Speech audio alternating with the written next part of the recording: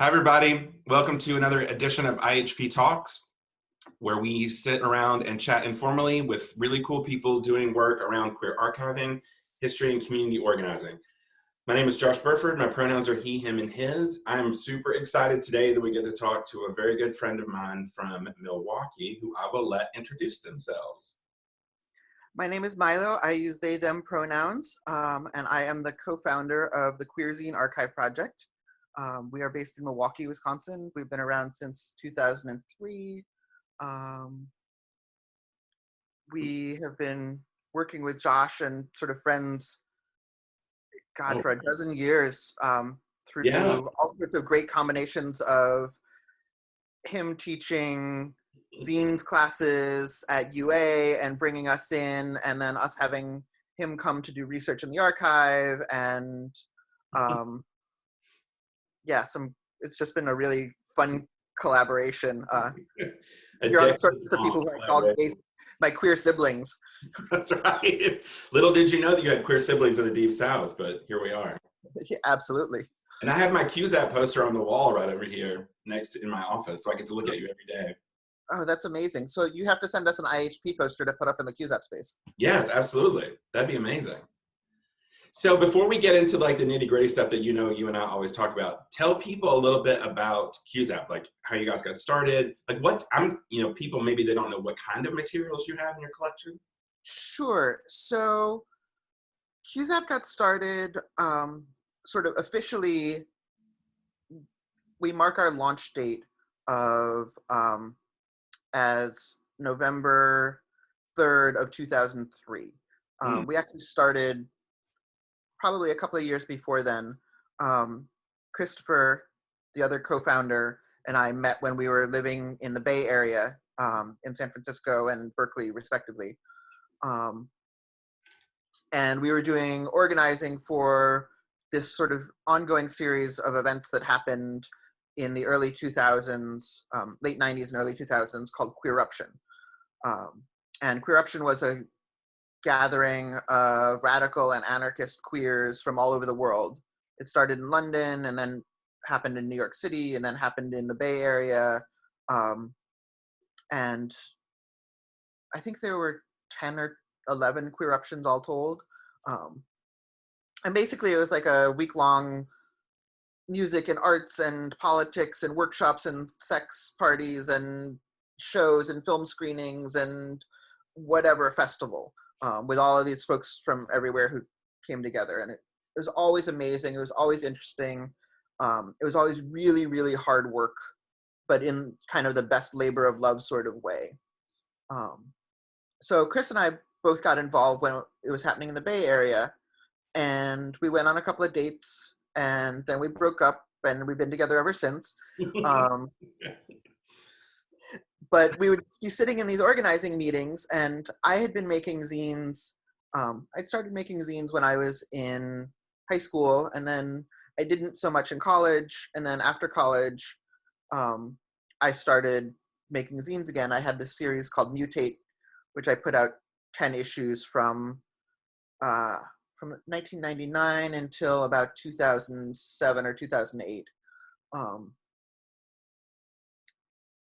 Anyway, we were zine makers, and so conversations would happen during these organizing meetings where we would be talking about kind of everything, who are we organizing for, what were the events that were going to happen, dealing with issues around accessibility and race and class stuff, around gender, questions about identity, who's queer, who do we want to show up at this? Who do we absolutely not want to show up at this? How do we deal with police presence? How do we deal with capitalism and corporatization? Like all of these questions. And partially, I think because we were definitely having some new relationship energy stuff happening, and we were a little bit, into each other. But we'd look at each other across the table, or we'd be having a cup of coffee afterwards and say, hey, didn't so-and-so write about that in this zine? I could swear that in Riot Boy #2, so-and-so dealt with this. Or have you seen this? The folks who are putting out Lickety Split have talked about accessibility for bicycles and for wheeled vehicles in the Bay Area, like all of these things. And we're like, zines, they have all the information. They're from the community. And so that was kind of the germ of the idea. And then the .com bubble burst, and I moved back to Milwaukee, which is where I grew up. My parents were living here, and I have a pretty good relationship with my bio fam. And so I came back to Milwaukee, and then Chris came out, and we started living together again. And we had talked about, hey, what if we started scanning our zines and putting them online for people to use as resources? And we were thinking of it purely in sort of an informational way at first, as a way of providing access to materials made by rad queer folk for other rad queer folk for organizing and for political purposes. Yeah. And this was the first part of the second Bush administration. It was fucking terrible. I mean, not as fucking terrible as it is now, but differently so, right? And so that was kind of how we got started. And my background is very sort of weird academically. I have a BA LA from SUNY Purchase, which is a Bachelor of Arts in Liberal Arts. And my focus was on digital design and architecture, sociology, and HIV and AIDS pedagogy with a minor in lesbian and gay studies. That's somehow perfect, actually. Right. Yeah, like I actually use my undergraduate degree all day, every day, which is so, like, if you'd asked me in 1998, oh, what are you going to do with this? I'd be like, I don't know, work at Starbucks. Like, but quite the opposite has turned out to be true. So that's sort of how we started. And we've moved across platforms a little bit, in terms of software and architecture. We're not trained as librarians per se or archivists per se. So we've kind of had to learn a lot and reinvent the wheel a whole bunch of times for ourselves. But we're at mostly a good place right now. Well, I mean, here's the thing. I hear this a lot. I mean, we're a community-based project. We're taking our lead from the community. We're preserving, exactly what you said. We're preserving our materials for queer people. Mm-hmm. That's what we do. Someone asked me, I was at a presentation last summer, and I was on a panel discussion with these amazing women. One of them was the first, Bernadette was her name. She's the first director of the Rosa Parks Museum in Montgomery. And we were doing work in the community. And an audience member raised their hand and said, how do you engage white people and straight people in your work? And Bernadette looked at me very slowly, she goes, can I take this one? And I was like, yeah. And she looked this guy dead in the face and goes, we're not doing this for you. And just like, next question, right? And so, because I think, because this impulse to want to make archiving and librarianship like professional, you know what I mean? Like to can pile on education. The best work that I see being done is being done outside the academy. Oh yeah, absolutely. Right. And I think that there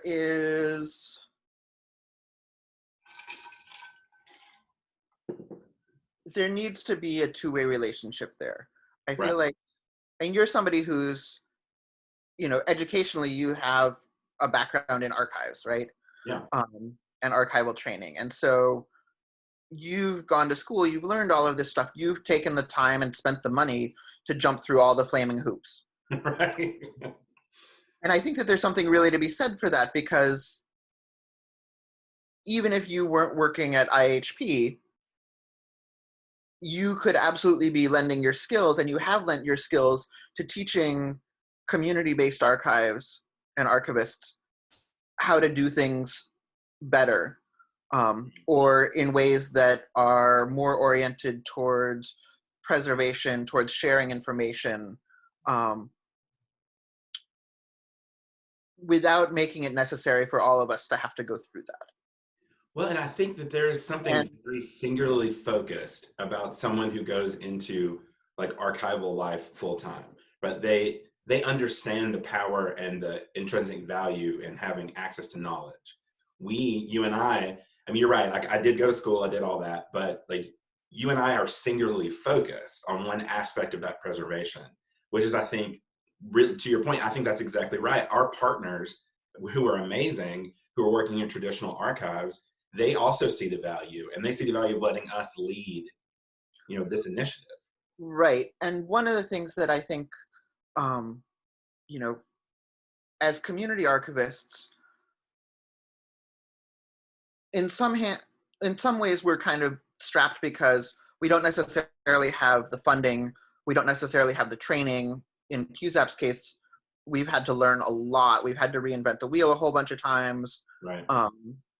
There's been a real scaling up and a real growth for us as individuals and for us as an organization. At the same time, we're so incredibly agile, and where other people get real tied up and strung up by the constraints of being professional, we can say, fuck that. We don't have to do it that way. You go ahead and you do what you need to do. You appease whoever you need to appease in order to get your stuff done. Mm-hmm. But we're not doing that. I love having the luxury of being able to obsess about one particular thing. And Milo and I were talking to this right before the video, but tell folks about your obsession, So, after working with this collection for 16 years, certainly there are things that we find, and I think all archives and all archivists come across things that, it becomes their jam, their white whale, their whatever it is, the thing that they kind of get into. Meg was talking about it a couple of days ago when she did her interview with y'all, and for me, one of the things, because there's a lot in our archive, and I love so much of it. The question of what's your favorite zine? I'm like, it's like having to pick your favorite cat. Like all of them for the most part, as long as they don't eat your plants. Right. So for me, one of those things is this, I call it a zine because it's zine-like, but it's called GMS Headbanger. It's the newsletter from the Chicago Gay Metal Society, circa 1995. And for me, my obsession with it is kind of that growing up in the late 80s and early 90s, the kids who were metalheads when I was in high school were terrible. They were anti-queer bigots, they were violent, they were, they were outcasts who picked on other outcasts because they thought they were fags. Right. And so by 1995, I was in university a couple of years. I was completely out of that. But the idea that there had been a community of folks who were into heavy metal in Chicago, and they were gay dudes, and they got together enough to form a society and have the society put out a newsletter. And so we have one issue of that. We've got a couple of pieces of ephemera, like a flyer or a poster for it. But I really want to know more, and I want to see more issues of it. Because reading through it, they talk about going to concerts, they talk about getting high in the parking lot, they talk about checking out other dudes' butts and other dudes' penises through their jeans. And it's exactly what I thought of all of the sort of straight asshole metalhead dudes doing in terms of objectifying women. But because they're objectifying other straight dudes at concerts, it's hysterical to me. And also, I think that there is a whole lot of other stuff there in terms of how we as a society and how we think about subcultures and how we talk about masculinity, how we talk about who's in, who's out, and at this point in 2020, heavy metal has moved back to sort of the sidelines. There's definitely a lot more subgenres of metal than I knew existed, 25 or 30 years ago. I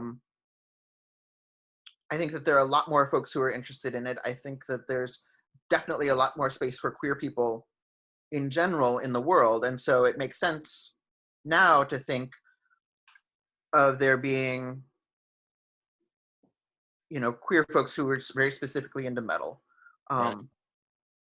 And so to me, that's super, super fascinating. Yeah. So that's one of the things that I'm super, super interested in. Even though I'm mostly still not into heavy metal at all. We always talk to other folks about archival white whale lists, because mine isn't super long exactly. It's just there's like one recording from a public access television station that I want from like 1981 from Huntsville. Okay. And there's this series that was done in Charlotte. It was 5 or 6 gay men and lesbians. They put together a thing called Closet Buster Productions. And they did a series of cable access television interviews without queer people in North Carolina in the late 80s. That's fantastic. Right. Well, I mean, anybody who's followed our Instagram knows that within the last 8 months, I've checked a big thing off of my white whale list, which was a copy of a queer publication from the 70s from Huntsville, Alabama, called Gay Seed. Okay. Which was, I think it only had 2 issues. But I found a reference to it in the back of a queer history textbook, like in those little resource sections they had in the back. And it was the only listing for Alabama in like 1975. That was it. It just had where it was published in the name in italics. And we found a copy. A donor saw me talking about it on some kind of interview, and then he said, "Oh, I have one in the back of my closet," and he mailed it to us. And so now we have it. It's been digitized. It's available to read online, and now I'm officially chasing down all the people who wrote for it, looking for all their stuff. So my obsession didn't end with finding it. It's actually kind of growing. I have a very similar story. This past fall, starting last summer, and then sort of throughout the year, we've had an internal project to finally get to a place where we could count all of the zines in our archive, because one of the things that we never have done is we've never been super, super great about cataloging everything as it comes in. We just, it comes in, it sits in stacks, and then we eventually put it in files and put it in our filing cabinet. And so one of the folks who's been working with us really, really wanted us to do a full zine count. And so it took us a while to get to a place where we were able to do that. At the same time, of course, we have a whole bunch of other projects going on, including processing a massive donation of Riot Girl materials, like tons and tons of zines, things that would be white whales for me, except they're now in our collection. Right. Original copies of Bikini Kill and, things like that. So one of the folks who was working with us was super interested in queer performance studies. And so they were a graduate student. They were finishing up their English degree in performance studies, but also looking at sort of everything around that. So a lot of stuff about drag and queer cinema, things like that. And one of the things that has come up was this sort of magazine. I'm going to step off camera for a second so I can go grab it off the rack.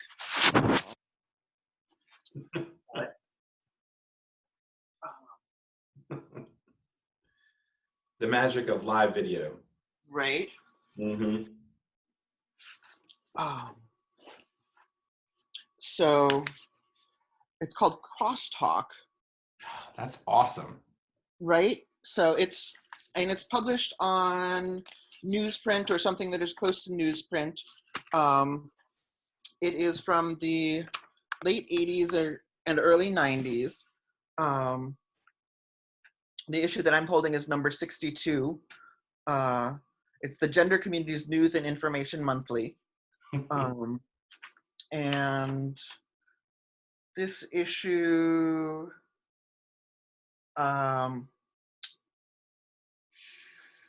December 1994. But one of the things that I found when I was flipping through this was there was an advertisement for a comic that apparently ran as a monthly comic in this magazine called The Tony Compendium, The Cartoon Adventures of a Transgendered High School Student. From originally presented in Crosstalk from 1989 to 1991. And so that has become I'm like, I want this comic, right? I want to see it. I want to have a copy of it for QZAP, as an anthology thing, because we have a lot of graphic novel stuff here. We have a lot of illustrated zine work from a number of different artists, and it totally fits with our collection policy. So apparently I've tracked down 2 copies in WorldCat. One is at the Latterby Collection in Michigan. And I think the other one is at the University of Washington, maybe in Seattle. But I went through the flaming hoops of getting in touch with the Latterby Collection to see if I could get a digitized version. And on the, you sign up and you do all this stuff, and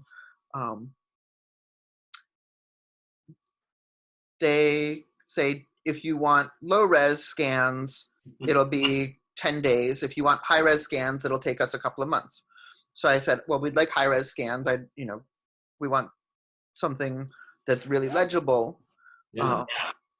And after not hearing from them for forever, I got an automated message back saying, this is under copyright, we can't send it to you. And I was like, okay, I understand why you responded the way that you did. Right. Also, curse you, institutional archives. You're terrible, terrible partners.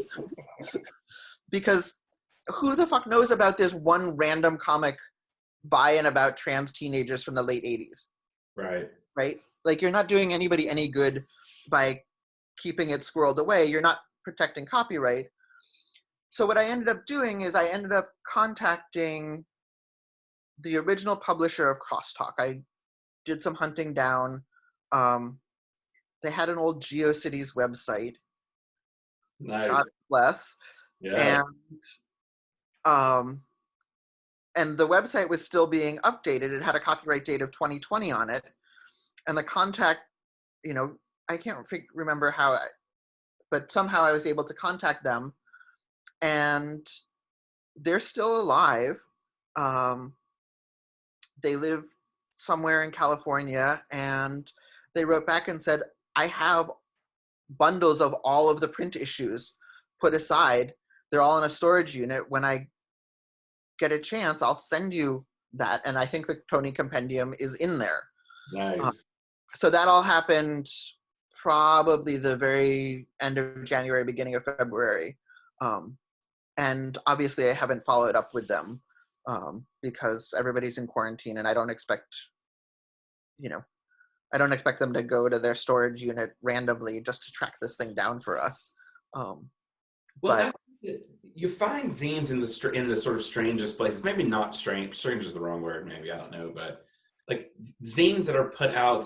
You and I've had this conversation before. Like one of my favorite zines is I think it was called, I'm going to get the title wrong, but it was like the Transition Garden. It was a zine about like how the garden. Yes. And I mean, that just this one zine that says all this stuff for trans folks that it's outside of the mainstream press. It's outside of conversations about big pharma.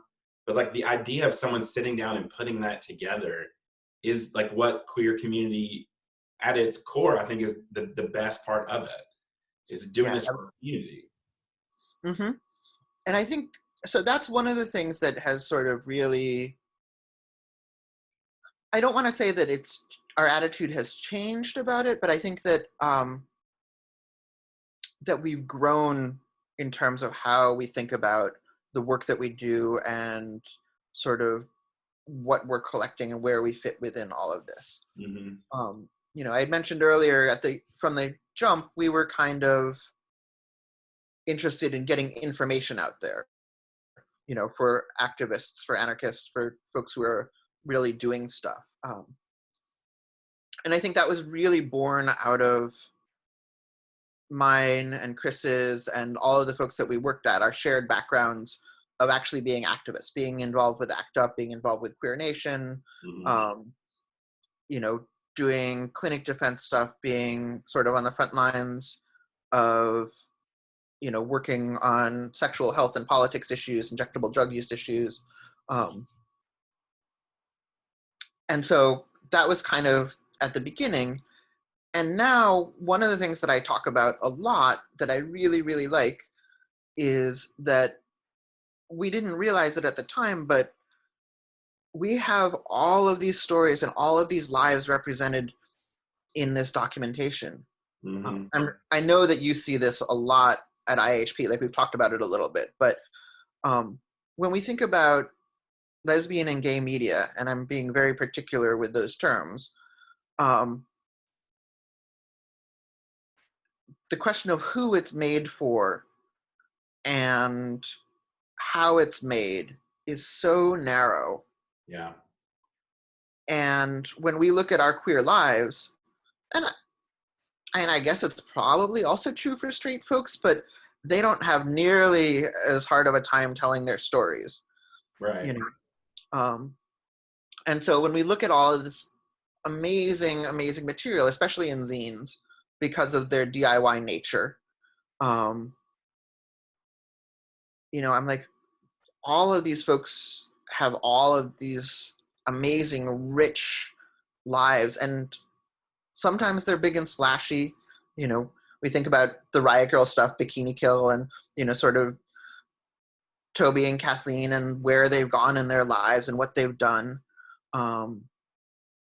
And, you know, sometimes they're real quiet, you know, and it's that quiet stuff. Like I think about the zine that we have from sort of the West Virginia border, and the person who put that out and where they've gone with their life, you know, and I'm still in touch with them, and it's amazing. Like I'm so happy for them and proud to know them and, you know, sort of see what they're producing in their world now.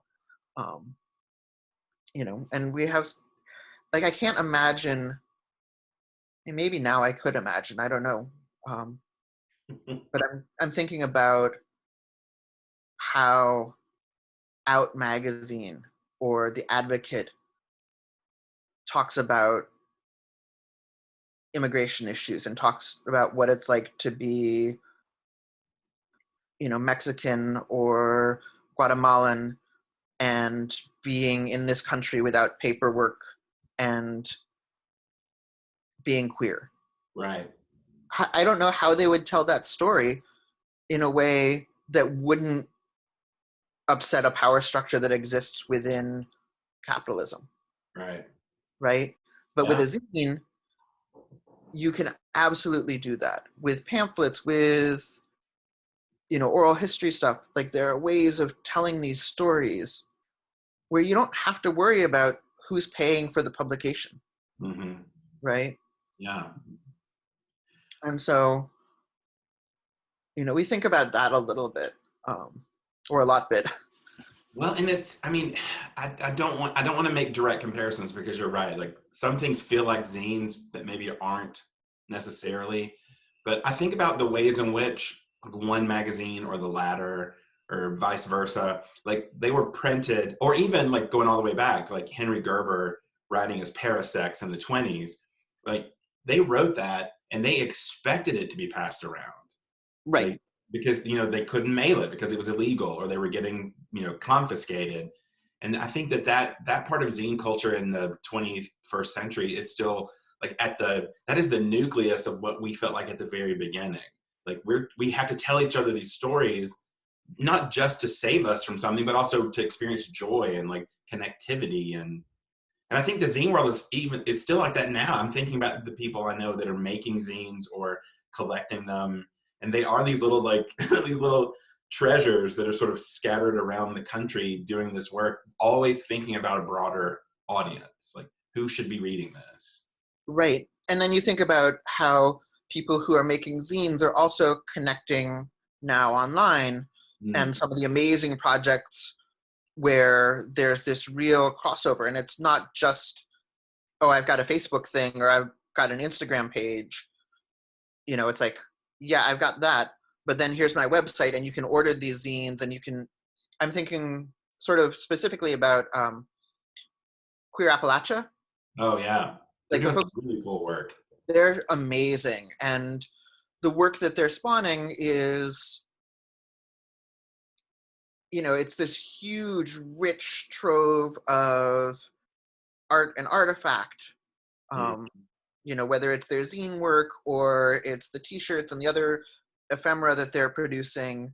But the fact that they're taking the funding from that and putting it back into their communities, that they're using it for doing harm reduction stuff, you know, with around opioids, but around harm reduction in general, the fact that they're using it towards healthy sexualities for people who may be parenting or thinking about parenting or trying not to parent, like, Right. you know, like, and that's, there's nothing queerer than that, right? Absolutely. You know, and all of us, I think,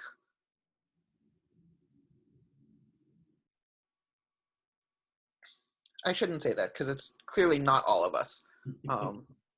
You know, Many of us. many of us. Yeah. And I'm thinking about some of the folks who live in West Hollywood or down in at the end of Florida and Key West, or, you know, people who have a lot of fundage. Maybe they don't care so much because maybe they don't have to care so much. Yeah. But generally speaking, you know, I think that that's part of what, for a lot of us, that's what being queer is about. Is it's not just about who we love or who we're having sex with or how we're having sex. It's about how do we really envision a world that is different from the one that we live in. Right. You know, and looking at the materials in our collection, looking at the materials in your collection, you know, we have 100 years of history talking about how our lives are queer in a holistic sense. Right. Right. Well, and the complications of something is, this is a thing I think about all the time, the complicating or queering an archive, a physical collection, by spending, you know, 6 years collecting drag performance gowns and, you know, Mardi Gras ball costumes, and then putting them in the same archive with like materials from the Civil War, right? All part of the South, Right. but still and different, obviously, but like having that kind of like karmic balance, like in an archive feels very queer to me. It feels very resistant to like this one concept of who we are. Yeah, absolutely. One of the things that Meg talked about a little bit and asked very specifically, do we trust you? You know, and it's how queer folk look at Library of Congress, right? And I mean, I trust Meg for sure. Okay. You know, I trust a lot of the folks who are librarians of Congress, people who I know who've worked there or who are associated. As they talked about, you know, subject headings are slow to change. I have a story about that also.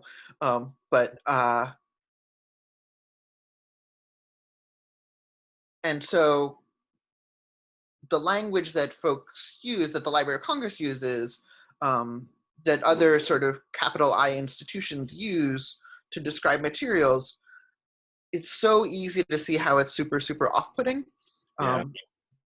Especially as somebody who deals with metadata all the time. Right. And so I think that's one of the things that when they were talking about it, it really resonated with us, because one of the things that we've sort of found inadvertently that we're really good at is that people have started to trust us at QZAP, very specifically because we're absolutely from the community that we're archiving. Right. You know, we're queer punks, we're zine makers, we are zine librarians in some ways, and you know, with our independent status comes a certain amount of responsibility to the people who are making donations to us, Yeah. to get their stories right and to present them in such a way, Right. which means that we don't have a whole lot of rules. We try to have not a lot of hierarchy, if any. One of the folks who's been working with us for a long time wanted to come up with a taxonomy to help sort of shape the words that we used a little bit. And we said, we don't think it's possible, but go ahead, you can try. And they got about 6 months in and they're like, oh yeah, no, if we put in a taxonomy at all, it's too hierarchical and it becomes not queer. Right. And well, I think when our work is working the best and seamlessly, and you know, we're making the decisions and like I said, resisting the hierarchy, knowing that it doesn't work. I mean, I think that to your very first point, you know, when you get an email from this dude in Alabama that you've never heard of before saying, hey, I'm thinking about doing this thing and I need your help and I sort of know what I'm doing and I've read these 5 zines or whatever. The response isn't, oh, like, how are we going to deal with this? Let's talk to the board. Like, you know, what's the copyright issue? Instead, the answer is, absolutely. Here's my phone number. Call me. We'll work this out. And then, right, yeah, absolutely. Oh man, that first trip was so great because I had so many prejudices, you know. Sure. Having grown up in Wisconsin, having, you know, lived in New York and California, but basically been in the US North for the most part, you know, I had all sorts of preconceived notions. And to have them affirmed in some cases and absolutely exploded and rejected in others is so valuable. And, you know, I think that, and that's what our collection does all the time. You know, and you haven't asked specifically about it, but I'm sure that, you know, we've talked a little bit over the years about now that IHP has really sort of stabilized itself, at what point can we do some programming together? Right. You know, and looking at the zines that we have that are very specifically from the South, you know, and what does it mean, you know, whether it's Radical Fairy Digest or it's U.S. Queer Corps, which was put out of Tallahassee for a long time. Nice. You know, Resident Alien, which came out of Texas. Yeah. Like, there's all sorts of stuff that tells all of these stories. And if you are from not the South, right, you're not going to have a sense of that. And if you are from the South, seeing other people talking about their experiences is, you know, maybe it's not life-changing, but one of the things that we came up with in this past year, we were working with Joyce Latham, who is, she's an academic at UW Milwaukee. She's a librarian and a researcher, and we had written this grant together. And Joyce is older. She's in her 60s, early 60s, I think. So when I say older, I mean older than me. And not super conversant with zines. And we were sort of halfway through a month of summer research together. And she and I and Sarah, who is our intern at the time, who's one of her students, were sitting around, and Joyce, like, the light bulb went on for her, and she was like, "Oh, your archive, QZAP, the Queer Zine Archive Project, it's a place for people to find themselves, to find stories about other people who are telling stories that are similar to their lives." And I Yeah. was like, that's it. That's exactly, like, when we think about who do we say who we are, which Yeah. that was the title of the grant. That's what they got to, and that's absolutely who we say, we are who we say who we are in text, Right. in these small handmade publications that are, they're not hard to make. um, they're really inexpensive, and yet they're kind of ubiquitous in our, at least in our lives. Yeah. And I think for a lot of queer folks who are who are Gen Xers, basically, the folks who managed to survive the plague as best as possible because we were a little bit too young, we were a little bit better educated around safer sex practices, and healthcare stuff. I think at least in my experience in the US, um, zines have been a part of queer communities. Um, whether I was in New York or in Milwaukee or in California or Chicago or anywhere I've traveled, like, the queer coffee shop somebody would have a zine. Yeah. Just as much as there would probably be somebody who is more on the femme end of the spectrum playing some folk music, and there would probably be some folks who are more on the gay boy spectrum dancing in hot pants. Like, With their shirts off. yes, if you're lucky.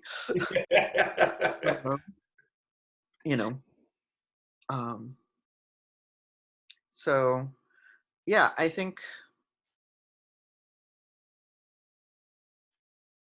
that for us, that's one of the things that's super, super important. And then, of course, there's all the other stuff that's associated with that, right? Like, the Right. content itself is also hugely important, hugely informative. um, and again, thinking holistically about what's in our collection. What do the zines talk about? They talk about kind of everything that you can think of, from bike repair to the vegan cat lady cookbook to do-it-yourself abortions to here's what it's like to live in the middle of the AIDS crisis.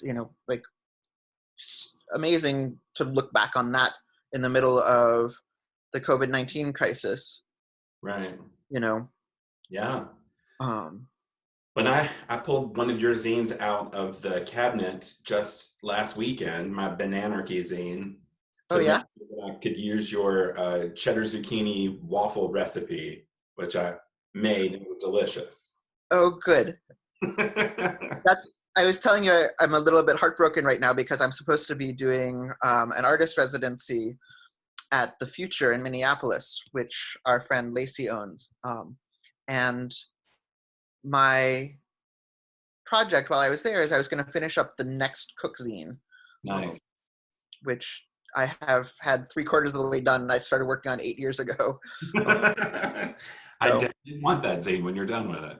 yeah, absolutely. I have an accompaniment to the zucchini waffles are my gluten-free vegan breakfast sausage, which I came up with. So, Well, Milo, this has been so much fun. We'll link in the description everything to QZAP, to all the work that you're doing so people can check out your catalog.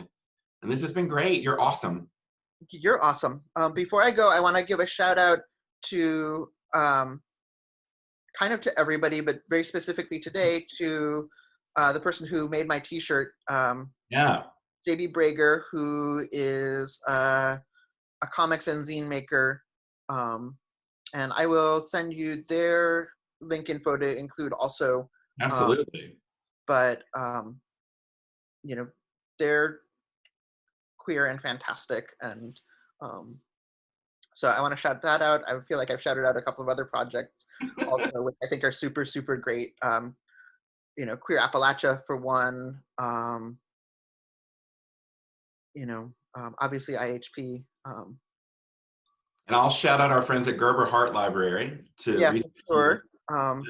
If they see this and want to start pulling material on GMS Headbanger, they can send me an email. I'd love that.